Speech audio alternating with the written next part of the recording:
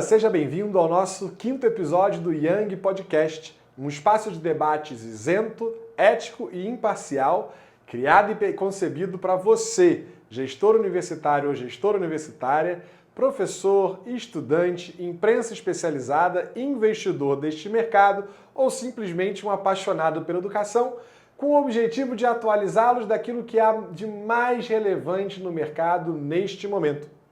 Muito bom, mais uma vez, poder contar com a sua audiência. Eu sou Rodrigo Buiê, sou dono da Brandil Consultoria Educacional e da Somos Young, uma central de relacionamento jovem, líder de mercado em captação de alunos e na cobrança da sua inadimplência.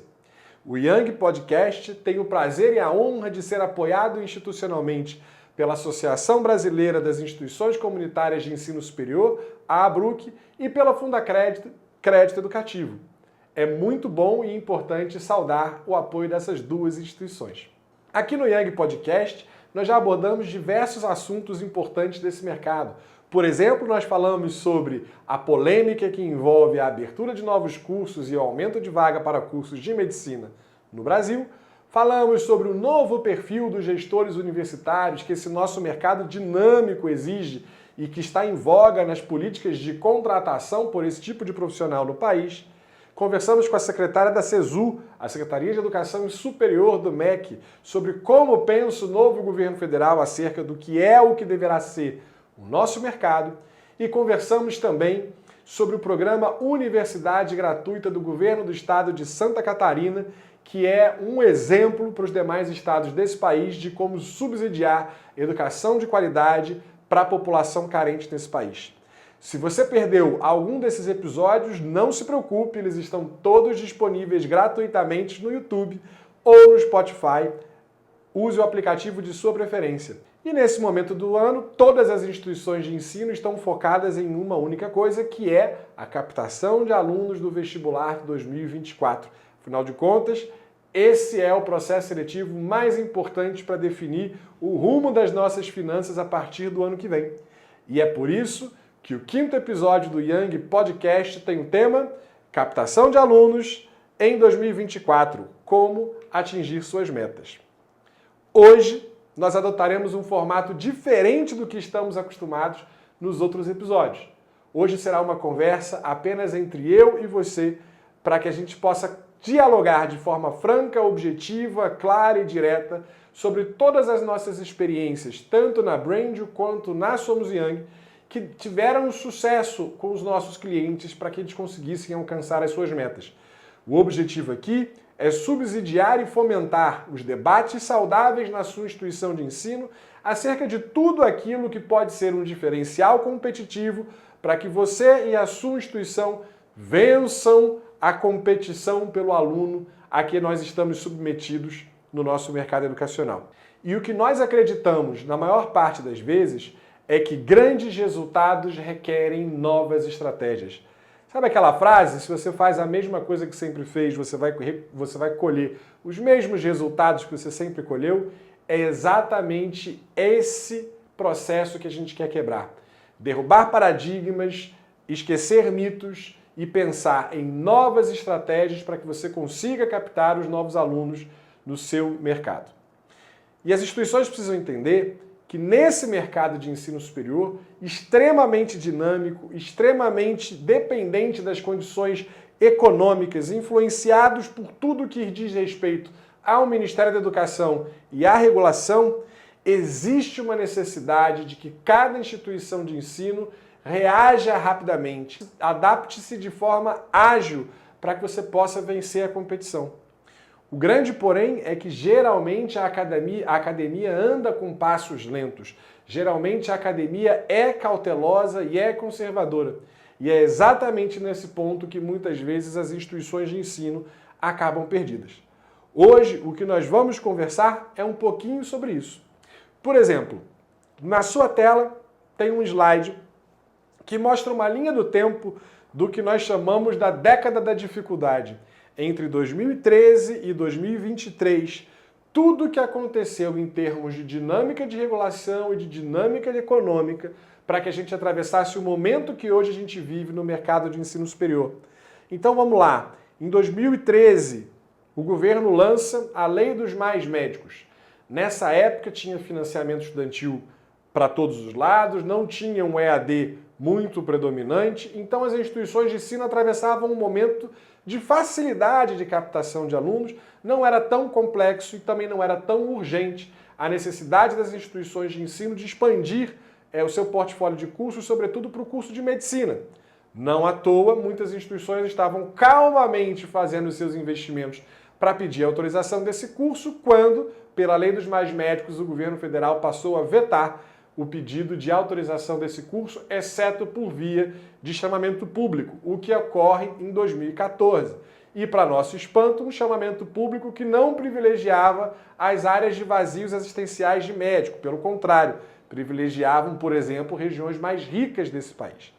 Mas junto com isso, em 2014, nós também vivemos o auge do FIES. Tinha financiamento à vontade, alunos ingressando em níveis bastante satisfatórios, de modo que esse edital não incomodou tanto assim. Mas quando veio 2015, com o início da crise do FIES, uma crise política, uma crise econômica, endividamento familiar, desemprego e uma série de instabilidades, a captação de alunos começou a sofrer um enorme abalo.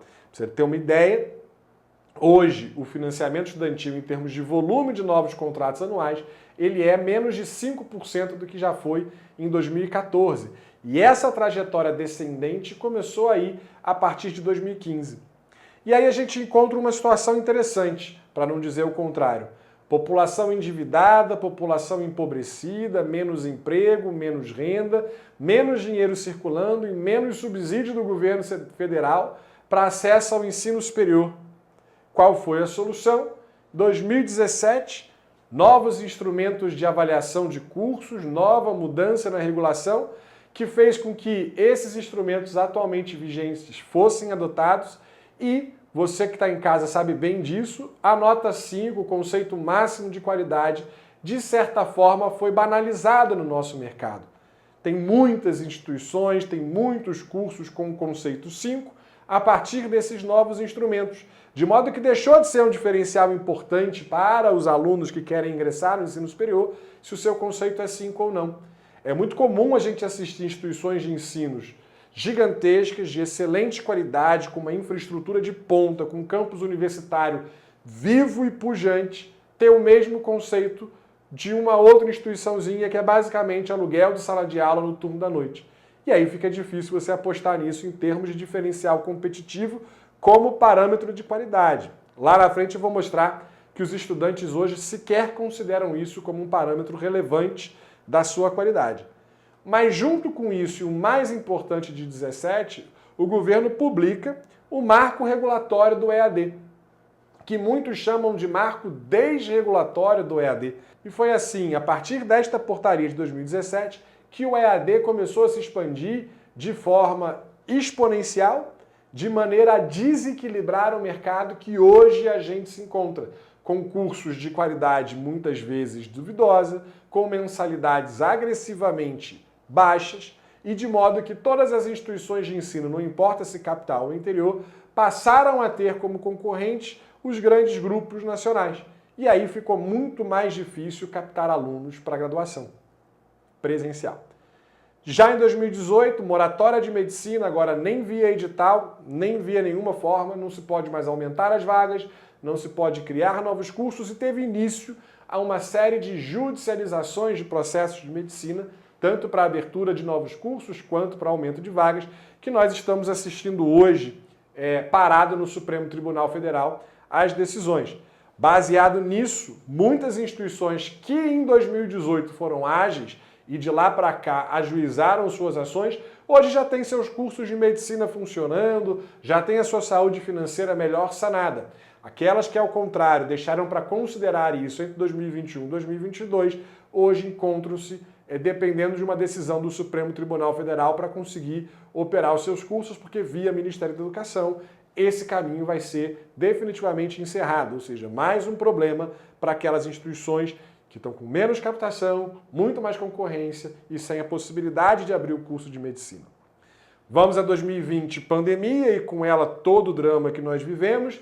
de aulas e educação à distância, de alunos evadindo, de Ministério Público e PROCON decidindo arbitrariamente que nós tínhamos que dar descontos em mensalidades, e mais uma vez o nosso cofre sofre, e mais uma vez a nossa saúde financeira fica abalada, até que em 22 a gente retorna da pandemia e tenta encontrar aí um novo status quo, um novo jeito de se fazer educação superior. Já em 23, novo governo, Supremo Tribunal Federal decidindo os rumos da medicina, governo federal obedecendo total ou parcialmente as decisões do Supremo Tribunal Federal, aí é uma polêmica que eu não vou me envolver aqui, mas as discussões sobre o EAD, o que pode, o que não pode, se os cursos da saúde entram, se os cursos de formação de professores saem, como é que fica o curso de direito, além dos debates sobre a ressurreição do defunto fiéis, se vem, se não vem, se vem em grandes quantidades, se vem em menos quantidades, o que vai depender não só da boa vontade do governo federal, mas também da disponibilidade de orçamento. Então vejamos, por conta disso, entre 2015 e 2020, 291 instituições de ensino superior no Brasil fecharam suas portas, e entre 2020 e 2023, outras 526 instituições de ensino superior faliram, encerraram suas atividades. Não está fácil gerir um curso, gerir uma instituição de ensino superior nos dias de hoje, muito menos ainda está fácil captar alunos nesse mercado em que, se tiver crise econômica, se tiver crise sanitária, se tiver crise política, se tiver bloqueios ou favorecimentos de regulação, a gente sofre impactos diretos e diários. E aí, nesse contexto, é muito comum que as pessoas me perguntam, mas Rodrigo, então qual que é a sua previsão para o ano de 2024? Nós vamos ter mais alunos, nós vamos ter menos alunos, e eu odeio esse tipo de pergunta porque ele me coloca diante de uma bola de cristal a qual eu não sei fazer funcionar. Mas eu sempre levo em consideração essa figura que vai para a sua tela agora, que é a relação de ingressantes no ensino superior pagos, e aí sejam instituições privadas com ou sem fins lucrativos, sejam as instituições estatais não governamentais, que são as instituições comunitárias. Observe que, quando há subsídio do governo federal, que é o aumento do FIES, o auge do FIES em 2014, isso não foi um grande problema. Mas dali em diante, sempre o volume de ingressantes para crescer ou para decrescer no país seguiu uma lógica muito próxima do PIB, exceto nesse ano de 2022, cujos resultados do censo saíram há um par de semanas, que mostra que o segmento cresceu a despeito do PIB ter diminuído um pouquinho. Isso significa que a teoria do PIB em relação aos ingressantes ela está equivocada? Não sei, vamos ter que esperar os próximos anos. Isso pode ser apenas uma demanda reprimida da época da pandemia que veio por agora, isso pode ser um novo patamar do mercado, e aí seria uma excelente notícia para todos nós.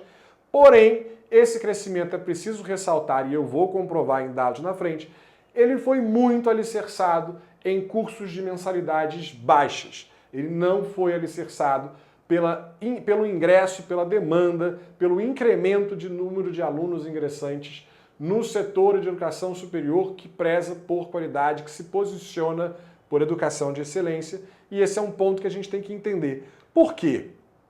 Porque todo o jogo de hoje está baseado na nossa capacidade de conquistar os alunos. Eu sequer gosto de usar a expressão captação de alunos, eu não falo mais sobre isso. Eu falo sobre conquista de alunos, porque a gente precisa não só atender aos anseios dos estudantes que estão lá fora, como também, uma vez sendo ponto de escolha, manter esses estudantes estudando conosco não apenas a graduação, mas também cursos livres de atualização profissional, mas também pós-graduação, mestrados e doutorados, a depender daquilo que eu tenha no meu portfólio de cursos institucional, que é o famoso Long Life Learning. Então, aqui na Brandr e na Young, nós entendemos a conquista de alunos como 50% dela dependente de decisões institucionais, tomadas de decisões que têm a ver com todo o aparato de gestão da instituição de ensino e, portanto, envolve a área acadêmica, a área financeira, regulatória, administrativo, recursos humanos e etc. Jurídico, por que não? E existe 50% que são boas práticas de marketing, de comunicação e comerciais. Portanto, aqui já vai um fator disruptivo do que a maioria das instituições acredita ou presta atenção a partir do momento em que se chega um vestibular. A ampla maioria está preocupada com a campanha de vestibular, com a publicidade do vestibular, mas não está preocupada com a tomada de decisão institucional ou com as tomadas de decisões institucionais que são necessárias para que você consiga fazer uma boa campanha que atrai alunos e que coloque eles nas suas salas de aula, sejam físicas ou virtuais. Na verdade, é como se a gente não entendesse que esse mercado muda. Vocês lembram da Fuji, por exemplo? Vocês lembram do BlackBerry? Todas marcas bastante relevantes em nível mundial, mas que desapareceram, assim como a Blockbuster, que desapareceram a partir do momento em que o mercado mudou, a demanda mudou, novas tecnologias, novos players entraram em cena. Portanto, o que eu quis mostrar com essa reta da década da dificuldade que a gente está vivendo é justamente que esse mercado tem mudado sistematicamente. E eu, a partir das experiências e das andanças por esse país, tenho visto muitas das instituições de ensino, ao longo dessa década, não reviram portfólio, não mudaram matrizes curriculares, não reconsideraram os seus processos, sejam eles seletivos, sejam eles internos, e, consequentemente, estão absolutamente desatualizadas daquilo que os estudantes lá fora desejam de nós. E é sobre isso que eu digo que tem uma área institucional que a gente precisa atender para captar bons alunos. Repare só, para iniciar essa discussão sobre as questões que são institucionais, que a gente precisa pensar e ponderar na nossa instituição de ensino para captar melhor os alunos. Olha esse gráfico que vai para a sua tela aí. Esse gráfico mostra a relação de ingressantes privados presenciais pelo PIB. Aquela curva bonitinha que nós tínhamos visto antes incluía cursos presenciais e curso à distância. Essa aqui, só cursos presenciais. E o que a gente percebe? Até 2017, a curva de ingressantes privados presenciais ela vinha na mesma linha do PIB. Quando veio um ato regulatório, que é a abertura do EAD, que absolutamente criou uma nova concorrência e desregulou o mercado, desequilibrou o mercado. Então, não importava de 17 em diante para onde o PIB ia, se descia ou se subia, os ingressantes do ensino presencial apenas desabavam. Nesse ano de 22, o gráfico está desatualizado de propósito, essa linha do presencial sobe, e ela sobe de forma bastante imponente, o que é muito bom para o mercado. Tomara que essa minha teoria aqui vá para o espaço, mas eu não acredito que vá pelos próximos anos. Por quê? Por que o PIB tem um impacto tão grande sobre os ingressantes do ensino presencial? Olha essa tela aí, que faz parte dos estudos de precificação de mensalidades, ou melhor, de parcelas mensais das mensalidades para 2024 de um dos nossos clientes. Repare que eu não falo mensalidades, porque mensalidade, se você diminui uma vez, você não volta para os outros patamares. Eu digo a parcela mensal que se paga, a política comercial que vai se estabelecer naquela instituição de ensino para que os estudantes possam fazer caber no orçamento familiar a educação superior. Repara, a renda per capita dessa cidade só diminui, a classe A e B está condicionada a apenas 10% da população, o nível de endividamento é absolutamente relevante e dentre os endividados a inadimplência é de 37%, enquanto os crescimentos dos postos de trabalho nessa região, ou seja, geração de renda, geração de riqueza, geração de emprego para solucionar o problema de endividamento e de queda de renda, está apenas 1,4%, ou seja, está em níveis muito devagar para mudar essa realidade. E aí a gente precisa considerar o seguinte: culturalmente no Brasil, o ensino superior não é um investimento necessário como prioridade, melhor dizendo. Por quê? A gente tem um ensino básico ainda como prioridade, mas não tem um ensino superior. Esse é um ponto. Isso tem laços históricos com a nossa não inclusão universal de estudantes do ensino superior desde sempre. O segundo ponto que eu acho que é muito relevante a gente considerar aqui é que existe uma lógica que eu já abordei em outros episódios, que no Brasil 88% dos estudantes que vêm do ensino médio estudaram o ensino médio em escolas públicas, portanto, não pagavam mensalidades. E quando vão para o ensino superior, eles precisam caber em 77% de estudantes que precisam pagar as mensalidades para conseguir concluir o seu ensino superior. Ou seja, 88% das famílias brasileiras não tinham no seu orçamento familiar uma fatia ocupada com gastos com educação privada. E não há espaço para que se coloque esta fatia na ampla maioria dessas pessoas a partir do ingresso no ensino superior. É por isso que para ingressar no ensino superior de qualidade, no ensino superior que não se posiciona por preço, nós precisamos ter, primeiro, subsídios federais, retorno de FIES, retorno de ProUni ou de qualquer outro tipo de programa para que a população mais carente consiga adentrar neste mercado, de preferência com bolsa permanência, com capacidade de custear transporte, alimentação, vestuário, livros e etc., porque não é comum isso acontecer no nosso país. Ou nós vamos ter que ser criativos e buscar outras fontes de subsídios, sejam elas estaduais, como aconteceu em Santa Catarina, sejam elas municipais, como tem diversos exemplos em municípios pelo país, sejam elas privadas, como as legislações de incentivos fiscais ou todos os editais de fomento à inovação e ao empreendedorismo que o governo federal, muitas vezes inclusive pelo Ministério da Ciência e da Tecnologia, conseguem trazer para nós, instituições de ensino. Porque exclusivamente pelo orçamento familiar isso fica muito difícil. Então, essa instituição cujo retrato econômico da sociedade está na sua tela é uma instituição de extrema qualidade, ela é dominante na região onde ela atua, mas se ela não levar em consideração este cenário econômico, por melhor que ela seja, por mais ajustado que sejam os portfólios de cursos e os processos seletivos dela, ela não vai conseguir atingir suas metas de alunos porque não há pessoas em quantidade suficiente naquela região aptas a custear um ensino superior de qualidade de forma integral. Olha essa outra situação aqui. Isso aqui são dados do censo entre 2013 e 2022, ingressantes pagos no Brasil, excluídos cursos que são exclusivamente presenciais. Então, quando a gente compara os mesmos cursos na educação presencial e na educação à distância, o que a gente repara é que o crescimento do EAD segue nos mesmos níveis que tinham anteriormente. Não houve mudança em 2022. A aceleração segue na mesma lógica. Já no ensino presencial, em 2022, a gente vê uma ligeira recuperação. Lógico, a gente está saindo de um período mais agudo de pandemia, a gente tem outros fatores aí, portfólios de cursos mais ajustados de muitas das instituições de ensino, além de uma melhora do quadro econômico. Porém, o que chama atenção é que pela primeira vez, mais da metade dos ingressantes que têm até 29 anos de idade optaram por ingressar no EAD.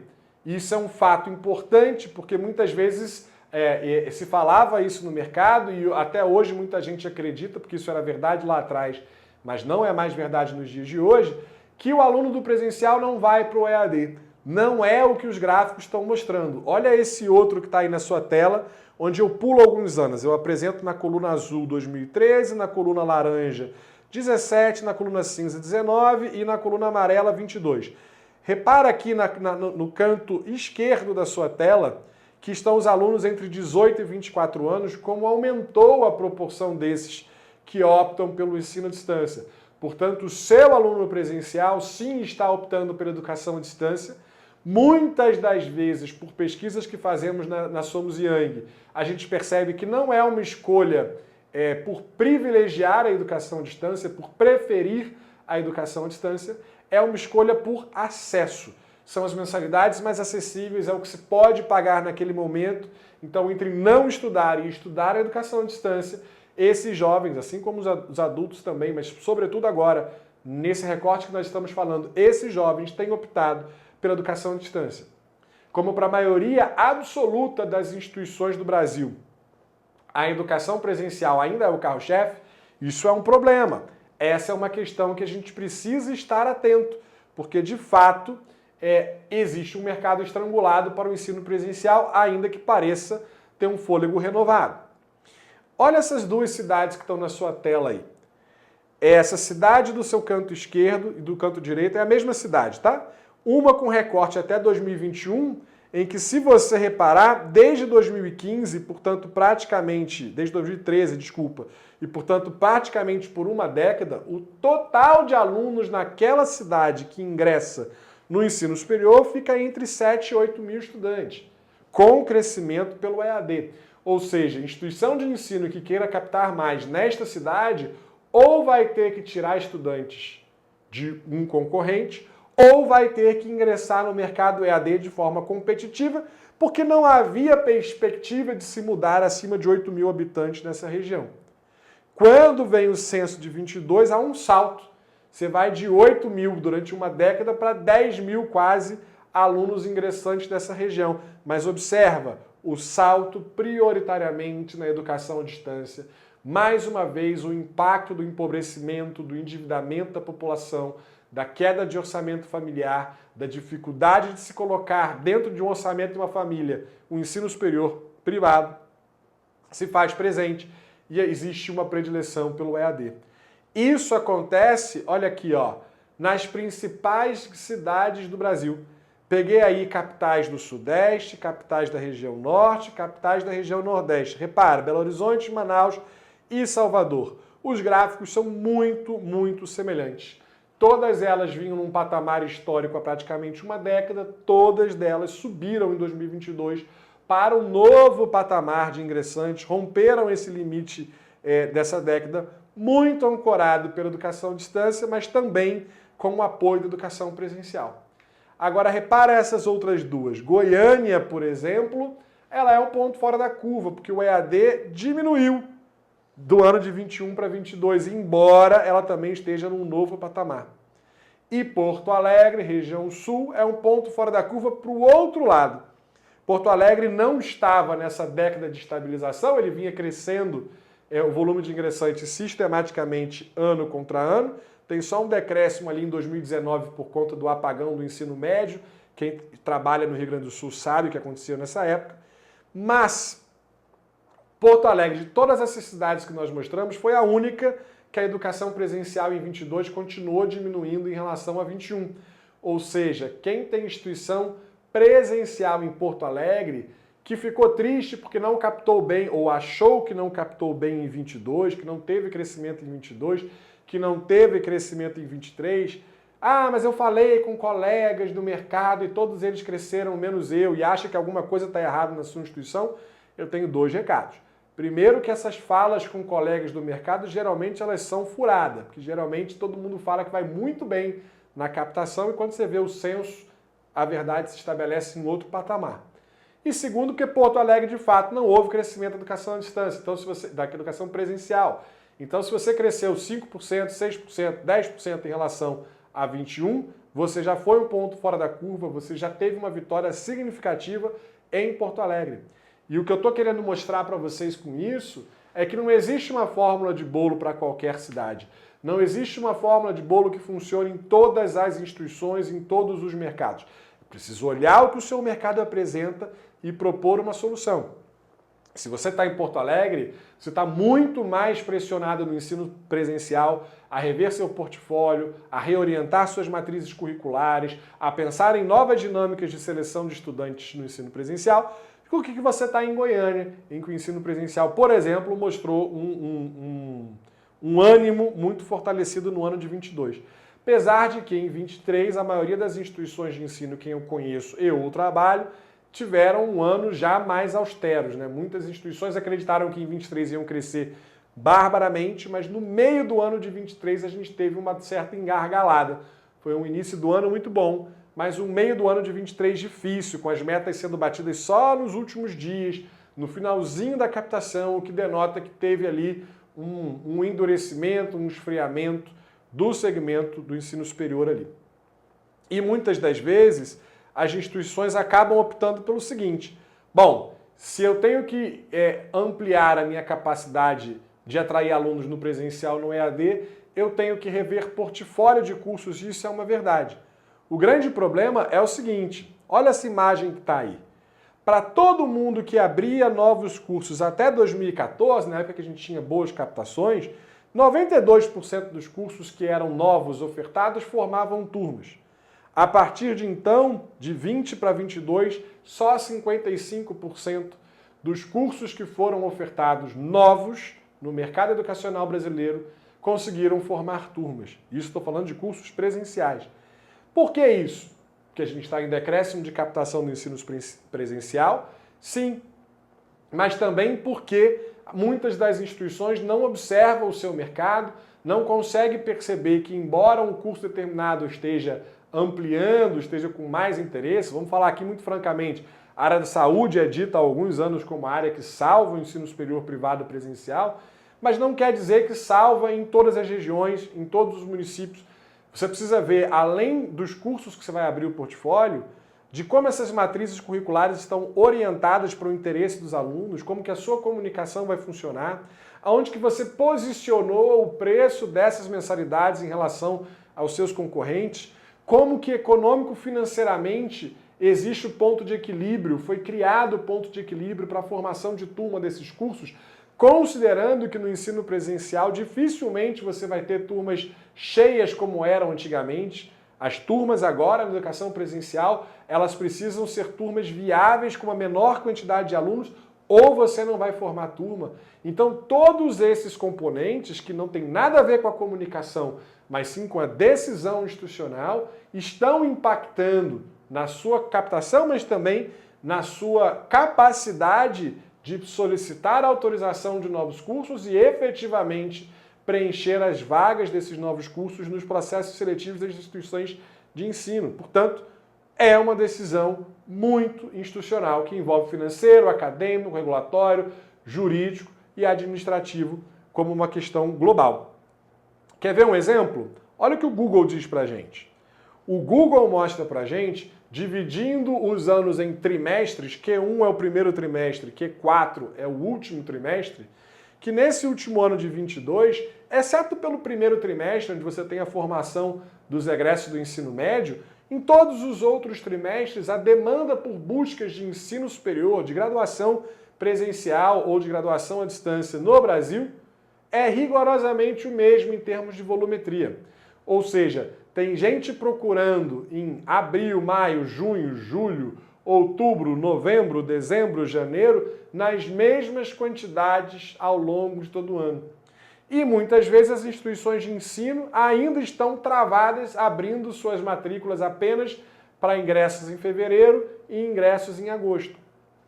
Por exemplo, nesse meio do ano de 23.2, que a gente falou que as metas foram batidas muito tardiamente, quem encerrou as matrículas no início de agosto dançou, perdeu pelo menos 30% do potencial de matrículas que foram realizadas apenas após essas datas. Então, estar aberto o ano inteiro para atender a este volume de procuras, estar aberto o ano inteiro para entender uma nova dinâmica de mercado, pode ser uma opção importante / interessante para as instituições de ensino superiores presenciais conseguirem sobreviver. Porque o EAD já é assim. E aí eu estou falando tanto na pós-graduação quanto na graduação. Não dá para você virar para um estudante que decidiu em abril que quer fazer um ensino superior, não importa que curso, que ele venha, faça o processo seletivo, se matricule, pague o boleto em abril, mas comece a estudar em agosto. Muito antes disso, ou ele desistiu ou procurou um outro concorrente. É preciso decisão institucional para repensar essa fórmula. Rodrigo, você está dizendo que então eu tenho que absorver o aluno que chega atrasado, com conteúdo em andamento, e ele se embolar todo?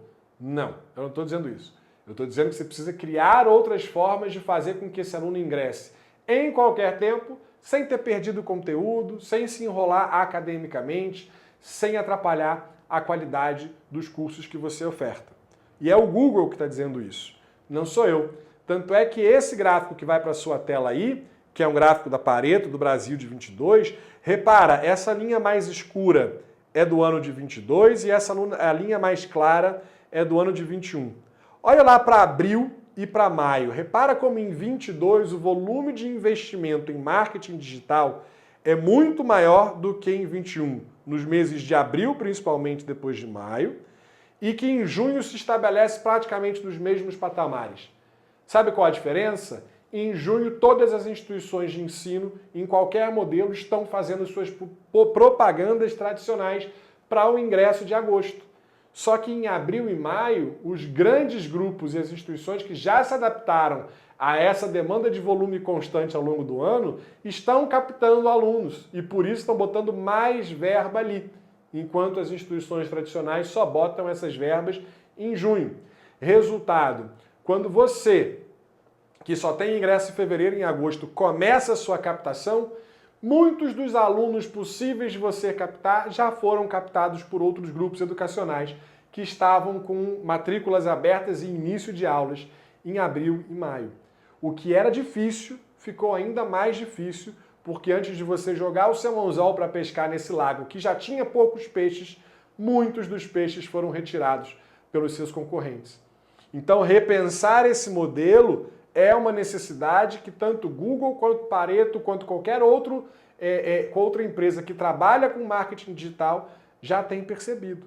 Assim como você fazer a correta seleção dos seus portfólios. Aí na tela, 23 versus 22, volume de buscas por curso no Google. Então, antes do censo, mais atual que o censo, é o que existe de procuras em tempo real na internet. Repara que aí eu misturei, eu não disse o que é educação à distância, o que é educação presencial, e isso é de propósito. Mas repara que nesse portfólio aí, nessa dinâmica de buscas de cursos, é que você precisa concentrar a sua diversificação de portfólio. Entendendo que na educação presencial são menos cursos necessários para que você consiga bons resultados. Evidentemente, se você é uma universidade, mesmo um centro universitário ou faculdades, existem alguns cursos que você sabe que são e seguirão deficitários, aí o seu desafio é torná-los menos deficitários possíveis, ou porque é o seu DNA, ou porque é o seu interesse de mantê-lo, ou por qualquer outra razão. Mas se você estiver falando de educação à distância, e aí um erro muito comum das pequenas e médias, que são referências locais ou regionais, o portfólio de cursos em EAD precisa ser sinérgico e grande. Uma menor quantidade de cursos ou a mesma quantidade de cursos no limite que você tem no presencial à distância não vai garantir o seu resultado porque a dinâmica é outra. Então, tudo isso que nós falamos aqui são decisões institucionais que vão impactar decisiva e diretamente a sua captação de alunos. Esses gráficos todos, a gente vai colocar em slide e vai disponibilizar gratuitamente para vocês. Vai estar lá no nosso Instagram do Yang Podcast. Se você não nos segue, segue. Manda um direct que a gente encaminha para vocês esses PDFs, tá? E aí vai um resumo, porque nessa parte institucional, os principais pontos que nós falamos que tem a ver e impacto positivos com a captação são a revisão dos seus portfólios de curso, a correta precificação dos seus cursos para o momento atual da sua cidade ou região, a revisão das políticas e dos processos acadêmicos para permitir ingresso o ano inteiro, não importa se presencial, EAD, graduação ou pós, e o incremento e a melhoria das suas políticas comerciais para buscar esses alunos. Fechando esse bloco das decisões institucionais que nós acreditamos que são metade do caminho do sucesso da sua captação, vamos agora falar das questões relacionadas à comunicação e a parte comercial, ou seja, onde a maioria das instituições de ensino começa a se preocupar. Primeiro de tudo, em comunicação, a gente precisa entender que esse mercado está muito poluído de publicidade de ensino superior, principalmente nessas épocas mais intensas de vestibular. Então, a primeira dica, a primeira informação é que a instituição não vire paisagem no mais do mesmo que existe por aí. Também não precisa esse desespero de a cada 6 meses trocar a frase, trocar o slogan, porque você não mudou nada na sua instituição ou não muda nada na sua instituição de 6 em 6 meses. Você pensa aí, McDonald's ama muito tudo isso, você beba Coca-Cola. As grandes empresas às vezes perduram com os seus slogans por um tempo maior. E acho que a instituição de ensino fica tentando encontrar uma fórmula, uma frase que seja matadora. Eu nunca vi captar mais aluno por causa de uma frase. Mas, de toda forma, essa frase define muito do que você, enquanto instituição de ensino, enxerga ou quer fazer enxergar para a sua marca. Então, cuidado pela commodity. Vá um pouquinho mais para uma coisa de DNA próprio, para algo importante. E se atente ao branding, se atente à força da sua marca, que é algo que ficou esquecido nesse universo do ensino superior nos últimos anos, em que a gente falou de captação, comercial.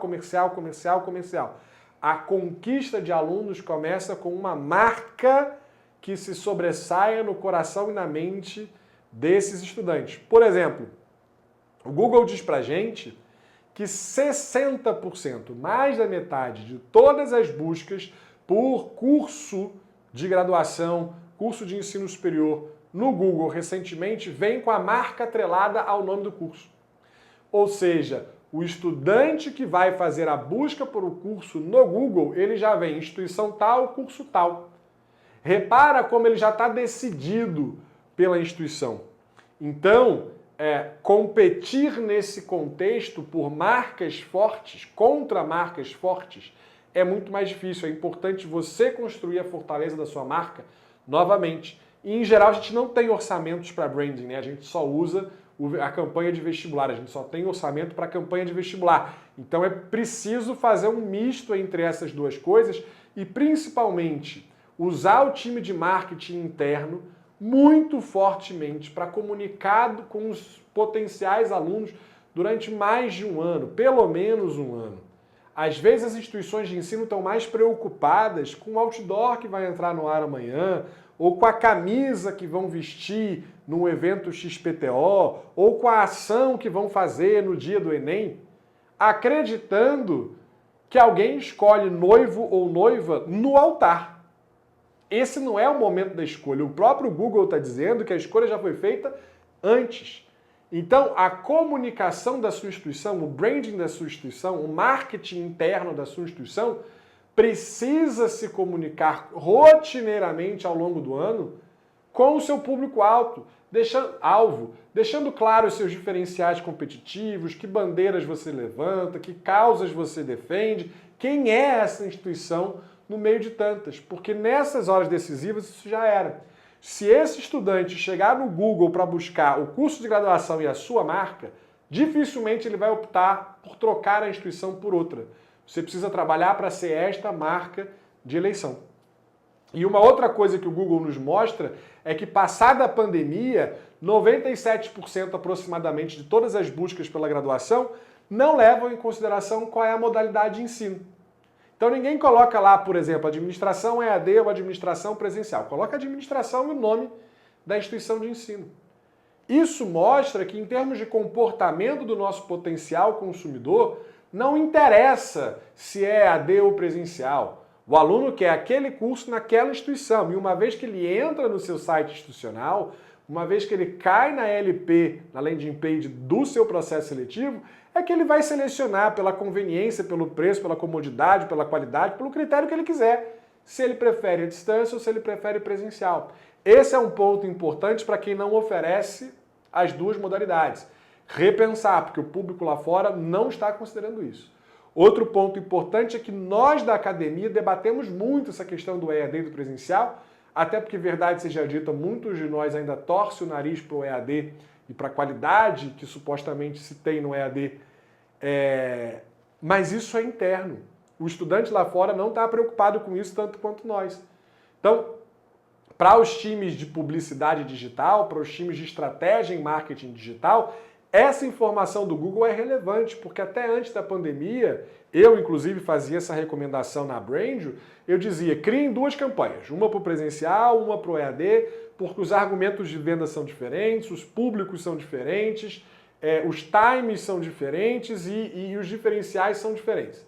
Isso era um problemão, porque eu tinha que escolher palavras-chave para um que não iam estar no outro, para não haver um canibalismo e uma inflação do leilão, eu comigo mesmo, né? Mas isso era numa época que os alunos jovens só queriam presencial, que os alunos mais velhos só queriam EAD. É uma outra realidade que a gente já está vendo que está desaparecendo. Hoje, se o aluno não leva isso em consideração na busca, eu posso criar uma campanha só, potencializá-la com o máximo possível, direcionar para uma única landing page e lá fazer com que esse aluno escolha. É o que o Google nos mostra hoje de mais importante, em termos de comunicação. Um outro ponto de relevância é que o estudante chega nessa reta final de decisão, por uma instituição ou por outra, com 4 instituições na sua mira. Tem a de predileção, tem mais 3, plano B, C e D.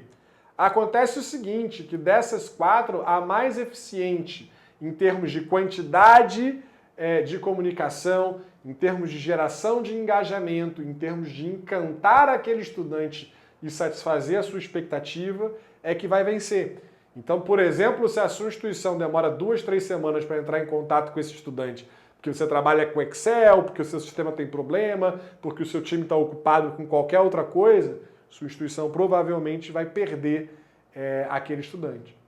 E também há quem diga, muito especificamente falando do interior do Brasil, que ali é uma região onde o público ainda não é maduro digital o suficiente para ter tanta mídia digital, que o importante é o offline, é o out of home, é o outdoor, é o buzzdoor, é a rádio, é o que quer que seja. Eu vou te dizer o seguinte, 2,5 milhões de estudantes no Brasil em 2022 a mais ingressaram pelo EAD que no presencial em todas as cidades desse país, não há nenhuma exceção. Se em todas as cidades do Brasil as pessoas estão optando por estudar no mundo digital, você realmente acha que ele não é maduro digital o suficiente para publicidade? A publicidade tem que ser direcionada à mídia digital. É ali que estão os seus estudantes, é ali que está a sociedade, é ali que você tem métricas de controle para saber se o seu investimento está sendo bem administrado e rentável à sua instituição. Agora, esse slide que vai para a sua tela aí é o mais crítico de todos. Olha o que o Google está falando para a gente em relação ao nosso mercado agora no ano de 23, no meio do ano passado, praticamente ontem. Ele diz o seguinte, as empresas de educação usam apenas 33% do que é recomendado de quantidade de formatos. E diz mais, 60%, mais da metade de todos os anúncios estão com a qualidade abaixo da recomendada. Aí é um ponto que eu não me espanto e que eu tenho uma profunda inquietação com a maioria das instituições de ensino. Por quê? Porque na hora de fazer publicidade digital, que é uma caixa preta, que é tecnicamente difícil de compreender para quem é leigo e não vivencia isso, o orçamento institucional é milionário. A instituição bota lá por ano 1 milhão, 2 milhões, 3 milhões, depende da instituição de ensino e do porte. Mas para comprar caneta, papel e etc., são 3 vias, cotação de preço, etc. Só que na hora de fazer a mídia digital, ela jorra uma fortuna de dinheiro numa agência local não especializada, ou numa agência grande demais que não vai usar a conta dela, não vai priorizar a conta dela e não entende do mercado de educação, ou na agência do amigo, ou num colaborador barato que ela encontrou que fez um curso à distância de publicidade digital para competir num mercado absolutamente voraz e que requer atualização constante como o de marketing digital. E aí o seu orçamento vai para o ralo, gasta rios de dinheiro e não tem resultado.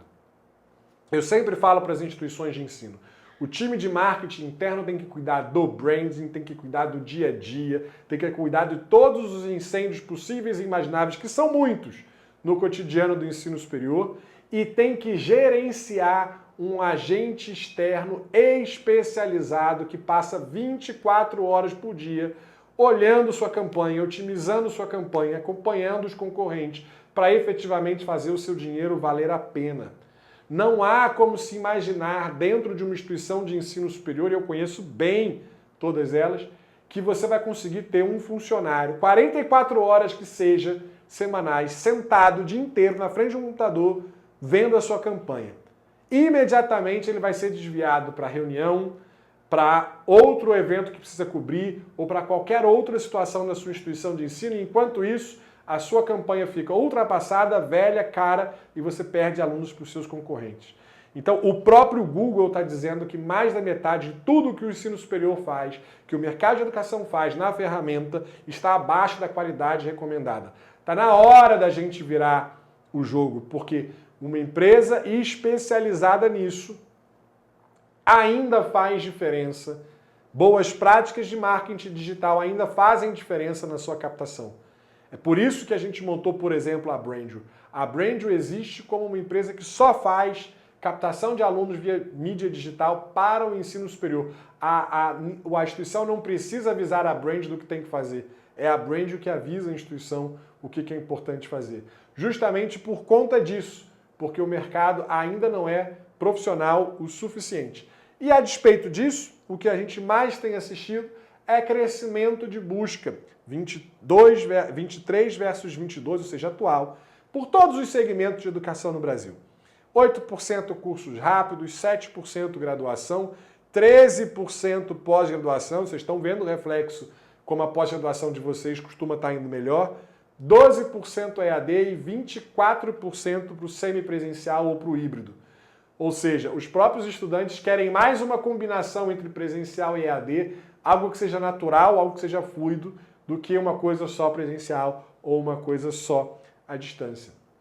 E aí, para você que tem uma instituição de ensino ancorada em qualidade, muitas das vezes a gente também comoditiza o que é a qualidade. A gente fala que qualidade é ter nota máxima no MEC. Não é, tá banalizado, todo mundo tem. Mentira, quase todo mundo tem. Muita gente tem. Qualidade é ter professores, mestres, doutores, laboratório de ponta. Gente, todas as instituições vão dizer isso. Você já viu alguma propaganda de instituição de ensino dizer assim, eu sou ruinzinha, mas eu sou barata, vem pra cá? Ninguém diz isso. Todo mundo diz que é bom. Esses atributos de qualidade não importam. Esses atributos de qualidade são institucionais. Ah, mas eu aqui tenho o setor de empregabilidade, eu faço pesquisa científica, eu isso, eu aquilo. A gente nunca se coloca sob o olhar do estudante. Esses méritos, a nota máxima, o laboratório, o professor, a pesquisa, o setor de empregabilidade, são méritos da instituição. Eles agradam a vaidade da academia. Mas o aluno que quer consumir precisa entender qual que é o impacto que cada uma dessas coisas terá na vida dele. Porque ele está pagando para ter uma vida de sucesso no futuro. Ele está pagando para ter o retorno do investimento dele com qualidade de vida e bem-estar a partir da sua formação. Então, o que o aluno quer, segundo o próprio Google, em termos de qualidade de instituição de ensino, é experiência profissional, é conhecer melhor a área, é a aplicação do conteúdo na vida prática de cada profissão, é ingressar no mercado de trabalho, é fazer networking, é aprimorar o conhecimento que ele já tem no mercado em que ele já atua, quando o objetivo é uma promoção ou uma ascensão profissional, é ter muito embasamento teórico, é empreender e abrir o negócio dele, é desenvolver soft skills, que é o que o mercado hoje tanto cobra, de competências emocionais, muito além também de competências técnicas que muita gente tem. Ou seja, tudo que os estudantes jogam no Google e consideram qualidade no ensino é o que a gente não comunica, porque a gente comunica o que a gente faz para eles chegarem lá com esses atributos. Mas não necessariamente a gente traduz que o setor de empregabilidade, por exemplo, é para ingressar no mercado de trabalho ou para ascensão profissional. Parece óbvio, mas nem sempre é. Que a pesquisa, a inovação, o hub de inovação, o fomento às startups está ali para que ele abra o próprio negócio, para que ele empreenda, para que a vida universitária num campus grande, num campus pujante, desenvolva o networking, que as matrizes curriculares permitam esse networking, ao contrário de um concorrente que é uma escola que aluga uma sala de aula de noite. E assim vai. A gente precisa comunicar a qualidade sobre a ótica do que o estudante vai se beneficiar e não do que a gente é orgulhoso de ter feito na nossa instituição de ensino. Tanto é que em pesquisa realizada aqui na Brand e na Young, principalmente na Young, que é a central de relacionamento, a gente pergunta quais são as principais características para você escolher uma instituição de ensino.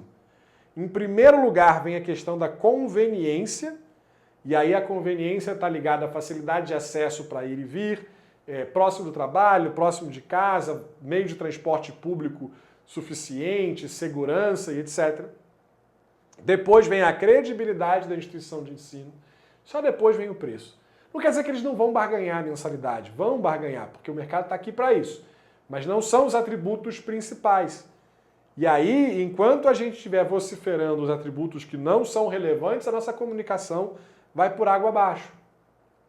Para você que tem interesse, um belo exemplo de trazer o branding para protagonista em campanha de vestibular foi a campanha que nós realizamos para a FUMEC há um ano atrás.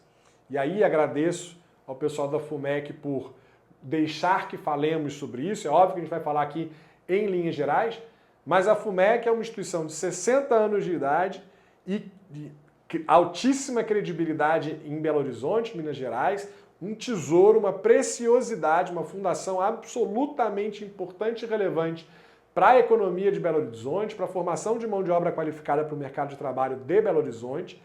E ela resolveu colocar o branding à frente disso para dizer o seguinte: além de tradicional, eu sou inovadora. Eu tenho toda a credibilidade de 60 anos de existência em altíssimo nível, mas eu tenho todos os atributos de qualidade que vocês procuram. Jovializou, a marca, sem falar de preço, sem fazer varejão, sem baixar o nível, mas tentando trazer os atributos de valor que a gente está vendo aqui, e ela alcançou resultados maravilhosos, mesmo sendo ensino presencial, mesmo sem ter saúde nos seus portfólios de curso, e vale a pena vocês aprofundarem um pouco mais. Uma boa aplicação do case da FUMEC está disponível no LinkedIn, tanto da Brand quanto da Somos Yang. Dá uma passada lá que vocês vão ver e se inspirar como branding também faz diferença ou voltou a fazer diferença. Agora, do ponto de vista, para encerrar o capítulo de comunicação, a performance da sua campanha precisa ser medida nos mínimos detalhes e em indicador úteis e práticos. Por exemplo, olha a tua tela aí. Essa é a evolução do CPL. CPL é custo por lead, custo por inscrito de uma campanha. Cliente Brand, quando nós começamos o trabalho, o custo por lead estava em torno de R$400. Entramos na instituição de ensino e o que a instituição de ensino nos alegou é que a agência que faz esse trabalho para eles é a mais conhecedora desse mercado, que esse mercado é muito fechado, é muito restrito, é muito específico, que não tem jeito, o custo é R$400, mesmo que a gente seguisse as orientações dessa agência. Embora internamente a gente entendesse que alguma coisa estava errada, a gente precisa se entrosar. Eu não quero ser inimigo de cliente, muito menos de agência de cliente. A gente quer trabalhar junto, a gente quer somar forças. Nós começamos o trabalho e hoje o custo por lead deles não passa de R$40, que é 10% do valor que se pagava. Ou seja, com muito menos investimento, que é ótimo para o cenário atual, ela atrai muito mais alunos e abre a boca desse funil de vendas, faz muito mais gente entrar para poder muito mais gente sair. Esse é o segredo. Então, performance é isso. É por isso que eu reclamo da agência pequenininha local, ou da agência não especializada, ou do funcionário interno que não consegue, não é que ele não seja bom, mas ele não consegue dedicar tempo para fazer exclusivamente isso. Porque aí, por exemplo, é um ponto em que a tua instituição perde dinheiro, tanto de publicidade quanto de retorno em matrículas. Performance também é esse outro gráfico que está na sua tela. A linha cinza é o padrão benchmarking de qualidade de um grande grupo nacional, que eu não vou revelar o nome por razões óbvias, mas que nós aqui na Brandr tratamos como o que melhor faz mídia digital no país. Em azul, o custo por clique, o CPC, da campanha do nosso cliente local. Repara que durante todo o período de análise aí, que é praticamente um ano, julho de 22 a junho de 23, o nosso cliente teve um custo por clique mais baixo do que a melhor campanha de mídia de grande grupo que é realizada ultimamente, exceto em dezembro. E aí por questões do cliente. O cliente entende que na cidade dele, em janeiro, pouca gente fica, muita gente viaja, então precisava intensificar em dezembro. Ok, em dezembro ele ficou mais caro, mas o resto do ano inteiro ele ficou mais barato. Isso é performance de mídia digital. Esses outros dois gráficos na sua tela também mostram isso. A bolinha azul é o você é a instituição, esse é um gráfico do Google para a conta das instituições. Reparem que à esquerda, a nossa instituição tem mais relevância nas propagandas do que a Estácio, do que a UNA, do que a Uniaselv, do que a Anhanguera, ou seja, o nosso cliente com um orçamento muito mais restrito, tendo desempenho de campanha muito melhor que grande grupo. A mesma coisa acontece com o gráfico do lado direito, em que agora a gente vence a Uniaselv, a Uniriter, a Anhanguera, Estácio e outras instituições. Isso é performance. Isso significa que o seu dinheiro está sendo bem investido. Essa é a relevância da comunicação de qualidade para a captação de alunos. Então, resumindo o bloco aqui de comunicação para melhorar seu desempenho de captação em 24, nós falamos de branding, nós falamos de foco na geração de lead qualificada, nós falamos de uma batalha online por mídia digital que é muito mais séria e muito mais desafiadora do que a maioria das instituições de ensino consegue perceber.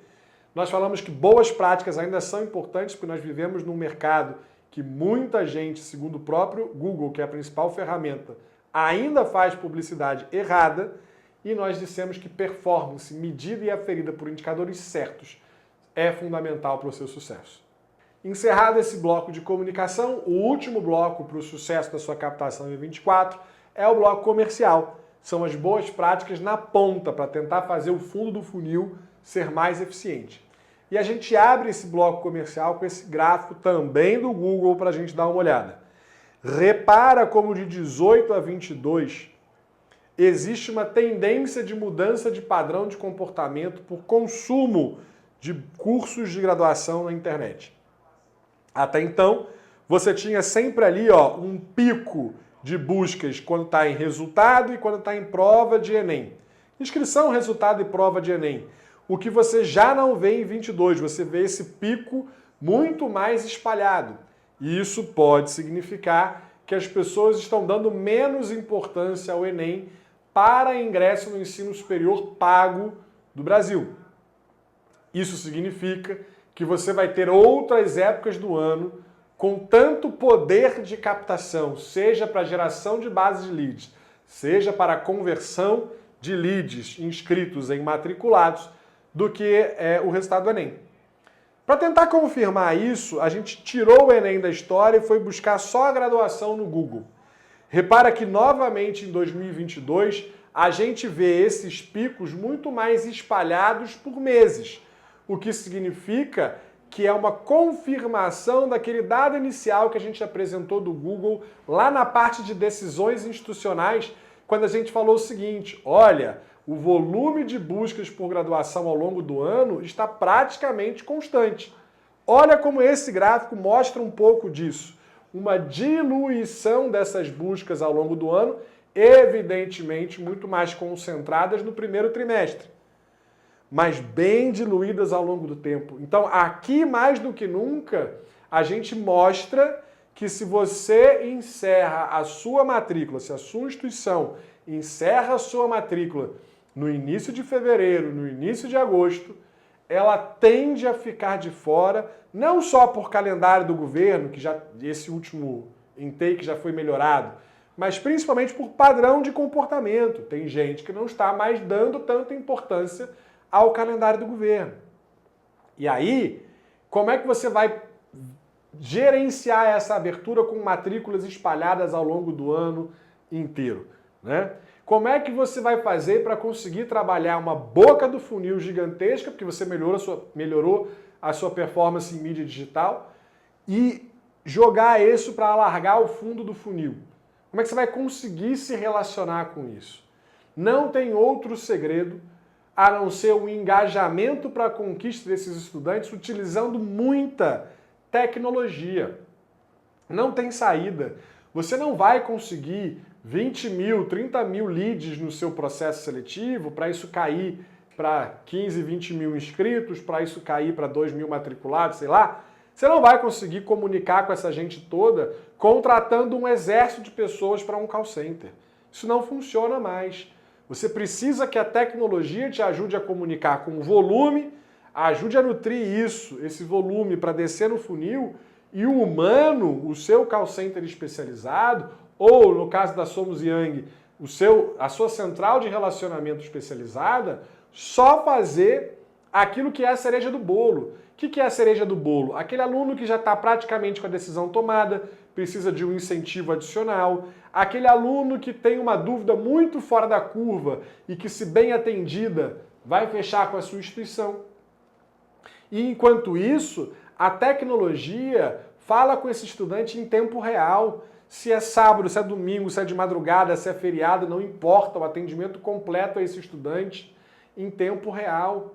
Não adianta, tem muita instituição ainda hoje grande, de porte relevante, famosa, que quando você entra no time comercial, ainda trabalha com Excel, ainda trabalha com descagem manual, ainda trabalha com envio de mensageria manual. Não dá mais. Esse é um investimento cujo retorno é muito rápido, muito óbvio e muito evidente, contra uma realidade que vai te deixar para trás rapidamente, se é que já não está te deixando para trás. Quem ainda trabalha com time comercial pequeno, quem ainda trabalha com time comercial sem tecnologia para trabalhar topo e meio de funil, ou seja, leads, inscritos incompletos, inscritos, até fazer prova e gerar boleto, quem ainda trabalha assim, com certeza está realizando um volume menor de matrículas do que deveria estar realizando. Está fazendo menos matrículas do que o investimento que foi feito em publicidade conseguiu atrair de alunos. Está com uma taxa de conversão abaixo do potencial daquela instituição.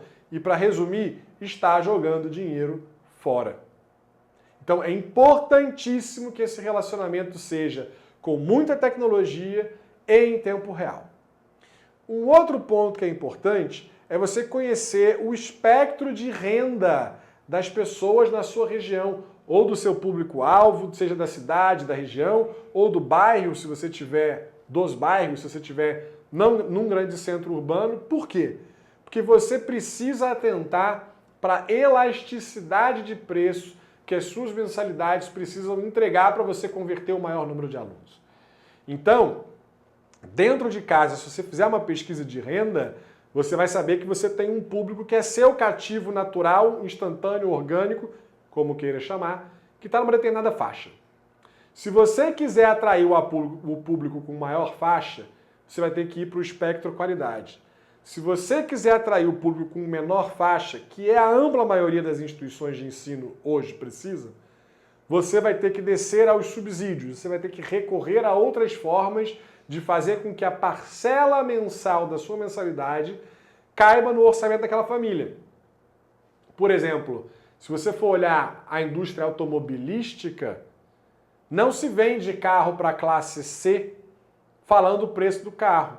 Se vende a parcela. Parcelas a partir de tanto. É isso que está no anúncio. Se você for ver o carros de luxo, aí você não vê parcela nenhuma, você vê o preço do automóvel. Então, existe diferença. Quem pode comprar quer saber qual é o preço para fazer a melhor compra. Quem não pode comprar, quem sabe que tem restrições orçamentárias, quer saber se cabe no orçamento mensal. O preço final não é o mais relevante, desde que eu esteja tranquilo e satisfeito com a relação custo-benefício do que eu estou adquirindo. Então, quando a gente fala em aumentar o espectro de público potencial para um público de mais baixa renda, é com políticas comerciais favoráveis a isso, que podem ser, por exemplo, apoio da iniciativa privada. Tem instituição utilizando a lei do bem para conseguir subsidiar parte da mensalidade de muitos alunos. Tem instituição fazendo parceria com o poder público municipal para subsidiar parte dos alunos. Tem instituição revertendo parte de recursos que vêm para a inovação tecnológica para subsídios comerciais dos alunos. Então você tem uma série de outras questões, além do mérito acadêmico, além de concursos sociais, que podem fazer com que você aumente o seu espectro para baixo sem reduzir mensalidade. Eu arrisco a dizer que na maior parte das vezes o problema não é o valor da mensalidade, e sim o quanto que cada parcela é possível de ser cobrada pela instituição de ensino. Então, toda essa pesquisa de elasticidade de preço deve levar em consideração o seu público tradicional, o público que é complementar e as condições financeiras do momento na sua região ou na sua cidade. E por fim, ainda na parte comercial, saindo dessa questão da precificação e de políticas comerciais propriamente ditas, onde muitas das instituições desperdiçam o dinheiro de publicidade, desperdiçam leads que não conseguem ser transformados em inscritos, aprovados, convocados e matriculados, com o nome que você quiser dar na sua instituição de ensino, está em processos seletivos bastante complexos, ou em processos seletivos burocráticos frente ao que o mercado já está fazendo. Lembra que cada estudante compete por 4 instituições de ensino. Então, você não está sozinho nesse mercado. Quanto mais você burocratizar, quanto mais etapas você criar, quanto maior o esforço daquele candidato, que aquele candidato tem que fazer para se inscrever ou se matricular na sua instituição de ensino, maior é a chance de você perdê-lo pelo caminho. Então a gente tem processos seletivos longos, que pedem informações que não são necessárias a inscritos, elas são necessárias apenas a matriculados. Isso é uma briga, secretaria acadêmica e setor comercial, mas não tem problema, a lei é muito clara, eu tenho que ter informações de matriculados no censo, no relatório da CPA, onde quer que seja. Eu não preciso dessas informações todas elas para os inscritos. Então, supondo, se você tem uma taxa de conversão de 20%, 20% dos inscritos se transformam em matriculados. Se você for ouvir a necessidade da secretaria, você vai punir 80% das pessoas para virar só 20%. Ao passo que se você fizer o contrário, você amplifica o serviço para 20% das pessoas ao invés de punir 80%. Provavelmente o seu 20% virá maior. E mais, o aluno que optou por se matricular, ele já está feliz e satisfeito, ele já quer o engajamento, ele já quer preencher informações. Ali você pode ir um pouco mais a fundo, fora que você tem muito tempo para conseguir a documentação dele. Então, processos seletivos simplificados, foco no estudante, no interesse do estudante. Por exemplo, tem instituição de ensino que para transferência, ela quer que primeiro pague o boleto para depois fazer análise de documentação para aproveitamento de estudos. Mas quem é o aluno que vai pagar sem saber se o aproveitamento o satisfaz? Sem saber se vai ser útil para ele a transferência? Não. Vamos fazer o aproveitamento. Ah, mas aí se eu fizer isso, eu vou fazer um monte de análise de estudo para estudantes que não vão querer matricular. É o preço. Ou você rever também os critérios da sua análise curricular. Mas o que não dá para fazer é colocar uma série de travas e dificuldades para os estudantes. Existem situações do processo seletivo encerrar, o último dia de matrícula acontecer e a instituição está com dezenas de processos sem analisar ainda. E ao invés da instituição ampliar o prazo, fazer um mutirão e analisar, ela simplesmente encerra matrículas e fica por isso mesmo. É óbvio que isso vai impactar a sua meta e o seu número final. Então, simplificar os processos seletivos são muito importantes.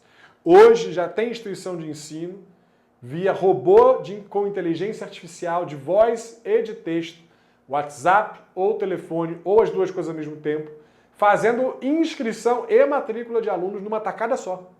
Sábado, domingo, feriado, de madrugada, a hora que quiser, em tempo real, na hora que o cidadão se inscreve, não 3, 4, 5, 20 dias depois, quando o meu time de atendimento consegue entrar em contato com a pessoa. A sua instituição está competindo com isso. É importante a gente ter isso muito claro. Então, resumindo aqui essa parte das vertentes comerciais, a gente falou de praticar as ondas de venda, ou seja, entender que os picos de ingresso de estudantes estão mais espalhados ao longo do ano, então ter campanhas diferentes, motes diferentes, argumentos diferentes, políticas comerciais eventualmente diferentes para cada uma dessas épocas, criar processos seletivos que sejam ágeis e permanentes, o tempo inteiro aberto, criar políticas comerciais ajustadas ao seu público e ao público complementar para onde você quer crescer a sua base e muita, mas muita tecnologia disponível para gerar engajamento. Ah, não é possível conseguir isso aqui, eu não tenho os investimentos necessários para fazer isso agora, eu estou numa situação financeira mais grave na minha instituição. Não tem problema, terceiriza. Sua atividade fim é o ensino, sua excelência é no ensino. Muitas das vezes a aquisição de tecnologia para este fim é tão cara, mas tão cara que não justifica a aquisição por parte da instituição de ensino. Ela pode buscar fora e a Somos Yang, por exemplo, é uma alternativa para isso. E aí, minha gente, é assim que a Brandju e a Somos Yang têm conseguido gerar bons resultados para os seus clientes. Revendo a questão institucional e a tomada de decisão estratégica para nós termos o produto certo, no preço certo, para vender para o público certo, no momento certo. Rever as estratégias de comunicação para excelentes práticas de branding e de performance de mídia digital. E a ponta comercial, muita tecnologia, muito engajamento, muita velocidade e muita assertividade. Você vai conseguir fazer isso tudo na sua instituição no estalar de dedos? Não.